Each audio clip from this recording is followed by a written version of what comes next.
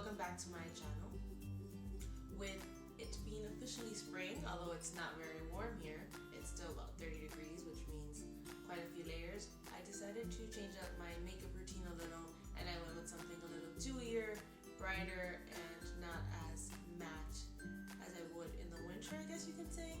So I decided to go with a softer look, pop of color, and a very glossy lip, which is not my usual, but I thought it would be great for a spring look. If you want to see how I got this look, just keep on watching. I'm just going to start out by priming my eyelids, the usual, using my Maybelline mascara. No, not my mascara. It is definitely not. It's my Maybelline concealer, Fit Me concealer, which is pretty much my favorite. And then I'm using the Gwen Stefani palette by Urban Decay. And I went in with the color Stark. It's just a vanilla color, pretty simple skin, just to set that in. It makes everything easier to blend. Now I'm going to go in with Skimp, which is another light color. And it just has some shimmers and not really glitter, but it's like a satin finish. It's really light. And now I'm going to go in on top of that with Anaheim. It's pretty much just a cool toned brown, just to create a little bit more depth in my crease. I'm just going to continue blending until it's pretty soft crease and nothing harsh. I don't want any harsh lines left on my eyelids. And I'm just going to go back and forth with the brown color and the vanilla color until it blends out nicely. And it's gonna be a very simple eye look. I think there's just one more color to go and then we'll be done. As soon as I decide that I'm done blending my eyes, and I keep blending. So now I'm gonna go in with MakeupGeek Sorbet, which is just a pink eyeshadow, but it's kind of more shimmery. And I'm putting this all over my eyelid, keeping it under the crease, so that it just adds a little bit more personality to my look, I guess you can say. And it's not so monotone because it has a little bit more glitters, which I like glitters. Who doesn't? Now I'm going to go in with my Inglot gel liner, my holy grail, and I'm going to create a wing liner. This takes a lot longer than it looks on this video, so don't worry about it. It takes me quite a few minutes to get it just right. I like to be extra patient with this because if I mess it up, there goes my eye look, and nobody has time to start over. I'm just gonna create a small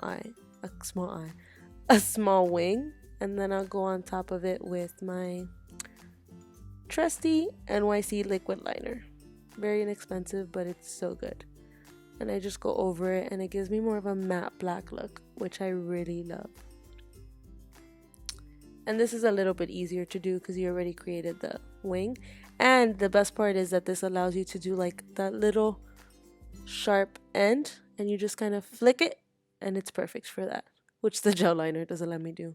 I'm curling my eyelashes with a really, really old eyelash curler, which I'm on the hunt for a new one. And now I'm using House of Lashes Bambi eyelashes, falsies, and their glue, which is my favorite. It's the only glue I use. And I'm just putting these as close to my line as close to my eyelash line as I can get. Wow, that was really difficult to say. Now I'm going to go in with my moisturizer, and I'm using just the Clinique one for dry skin. I really like it. My skin absorbs it really, really quickly, and it doesn't leave like an oily feeling, which I'm really happy about. I'm going to move my hair out of my face because I don't want to get makeup all over it. And then I'm going to prime my face using the Pore Minimizer or the Porefessional. And it's just like a travel size. I just put this on my cheeks where my pores are a little bit bigger. Don't mind that Bermuda Triangle that I have on my face. I was working with it, but it's okay. And then my Nivea for sensitive skin aftershave balm. Thanks to Nikki Tutorials, who made that YouTube famous. It's really good. I love it. I use it every day. I work it in and I let it get tacky before I apply my foundation. And I was trying out the Stila Aqua. The Stila Aqua, no. Ooh, yeah, Aqua Glow. I was right. In Fair Light, as you can tell, which I already ordered it. And I'm just going to put this all over my face using an actual foundation brush.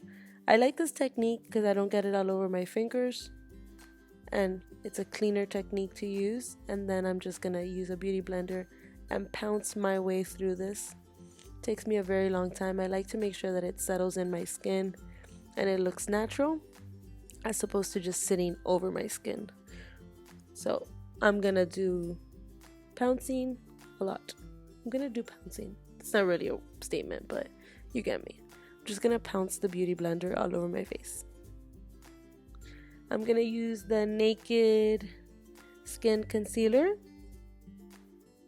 just right under my eyes, and then I'm going to go in with the, I don't remember the name of this. I'll make sure to link it down below. And I'm just gonna create triangle. And this is how I put on my concealer pretty much every day. And I'm just gonna blend this in really well with a damp beauty blender again. And I'm gonna bake in my face, as I like to say. And I'm gonna use the e.l.f. powder, which is like a $3 powder. It like came up, it's all over the place. But I really like it. It's very inexpensive and I bake my face with it pretty much every day. I wish the container was more practical. It makes a mess, especially when you travel with it. So I'm just going to put this under my eyes with a damp beauty blender again. Poor beauty blender is destroyed. And I'm going to let it sit there for a few minutes while I continue to work on the rest of my face, which I'm going to be putting the Rimmel translucent setting powder everywhere else that doesn't have any e.l.f. powder. You see? It's I hit pan. Should probably get a new one soon. And I'm just going to set the rest of my face. I'm using the Kat Von D contour palette, my holy grail, and I'm going to use the middle shade and the lighter shade. And I'm going to mix those two and just going to contour it a little bit. I'm not going to go for a chiseled look because I'm going for a more natural summer, spring, dewy look. So just a little bit to give me some cheekbone. Make sure I look good in those pictures. And then I'm just making sure that everything is set.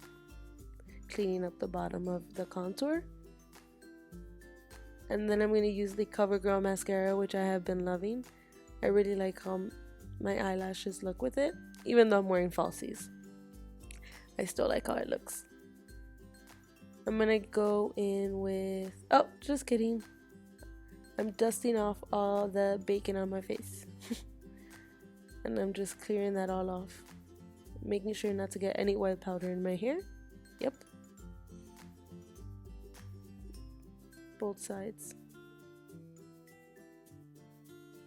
And it does look a little dry, but it will set into my skin and look more natural once your makeup... I like my makeup after it's been sitting for like 15 or 30 minutes.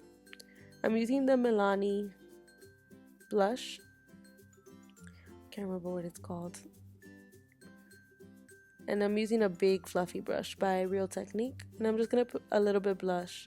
I like in the spring and summer to look like rosy pink.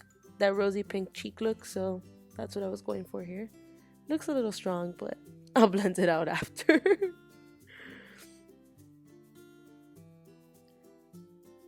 And then I'm just blending it and trying to make it look like one. Just get a really big fluffy brush if that happens to you. If you put too much bronzer or blush, and you just either with some translucent powder and just kind of brush it over your face and blend it out a little. I'm using a liquid highlight that came in the Ipsy bag last month, I believe. It's actually really nice. Or maybe in the month before. I don't know. It's spilled everywhere. It was kind of messy, but I wanted to try something new out. I like to put a liquid highlight down first, and then I go in with a powder. And this did come as well. This is the Pixie by Petra, and it's the highlight that they sent.